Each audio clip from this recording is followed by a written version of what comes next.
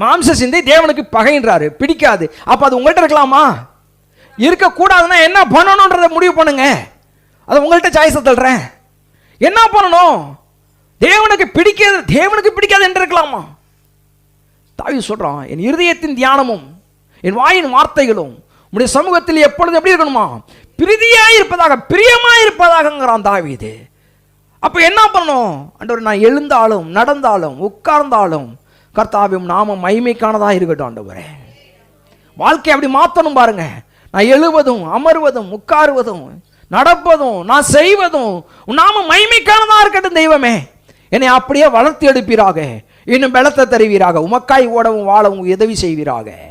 இன்னும் உண்மையை பற்றிய சிந்திப்பதற்கும் உண்மை பற்றிய கருத்தில் கொள்வதற்கும் உம்முடைய சிந்தையாகவே இந்த பூமியில நான் ஜீவிப்பதற்கு எனக்கு உதவி செய்வீராகன்னு ஒவ்வொரு நாளும் ஆவிக்குரிய யுத்தத்தில் நீங்க வேலை செய்யணும் பாருங்க. கர்த்தர் அதுக்கு தான் உங்களை அழைச்சிருக்கு.